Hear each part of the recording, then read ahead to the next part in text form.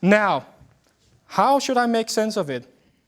If I look at the research rationale, that was the purpose trying to unveil the intrinsic quality.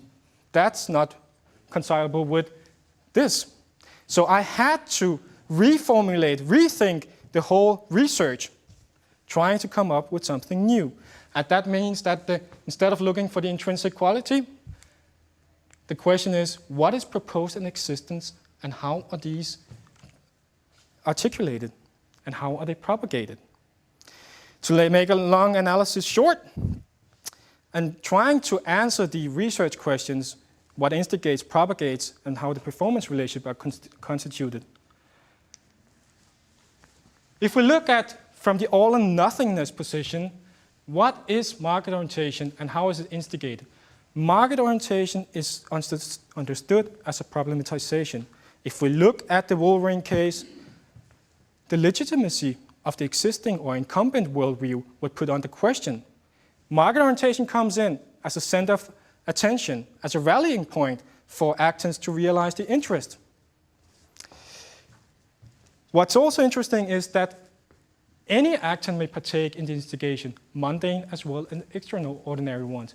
Mundane, what do I mean by mundane? That means the same actors that supported the product orientation, or what we could ever call it, but rearranged in a new way. There might also be extraordinary ones that coming in the occasion of market orientation.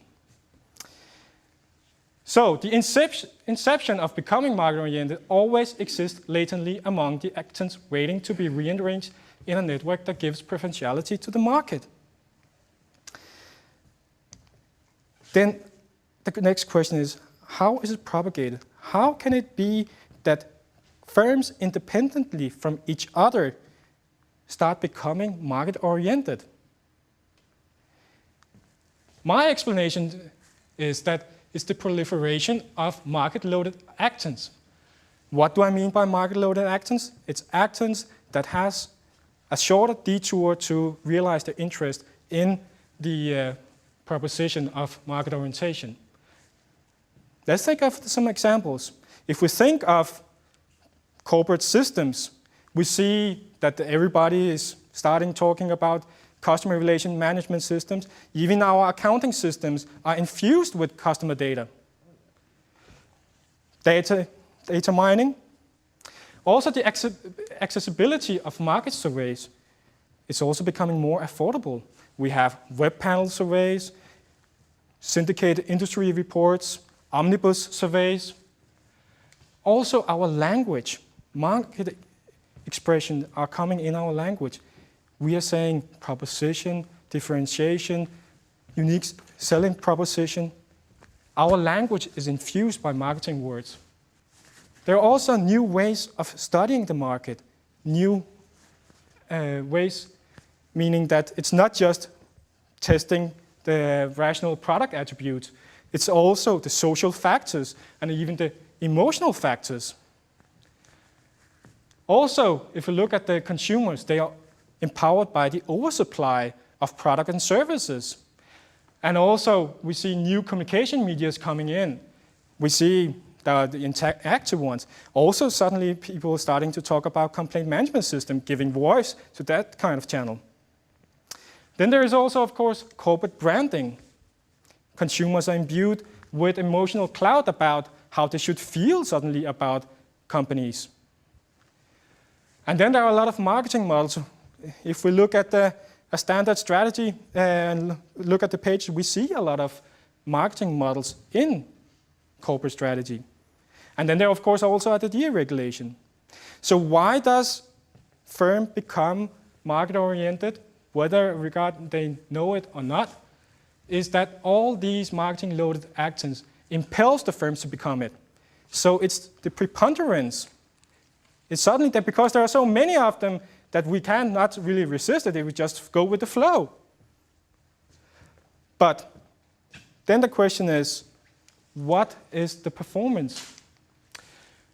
How do we understand the performance relationship?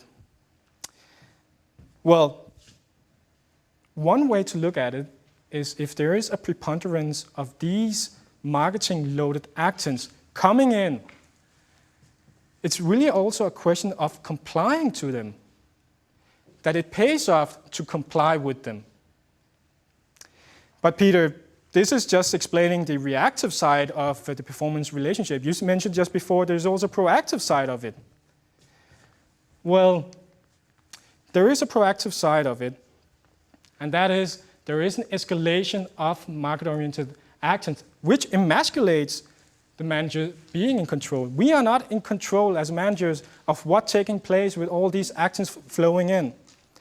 But nevertheless, management may contribute by stirring. Stirring, as we saw it in the Wolverine case, that the manager keeps on shaking, rattling the corporate. The mere stirring evokes new competitive opportunities. New aspects of the market are being ascribed. New orientational representations are made available, and the firm are endowed with new opportunities. So think of it as the putting some actions in and shake it back, and suddenly some new windows opens.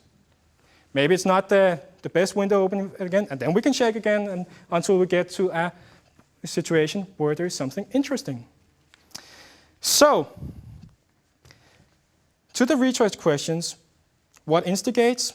That is the problematization, to use Michel Calon's expression, obligatory passage point.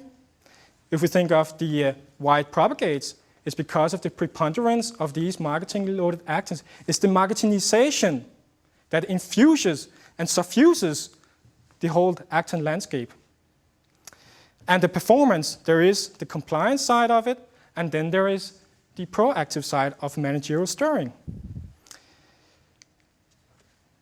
Now comes the meta-reflection of what the hell happened to my study.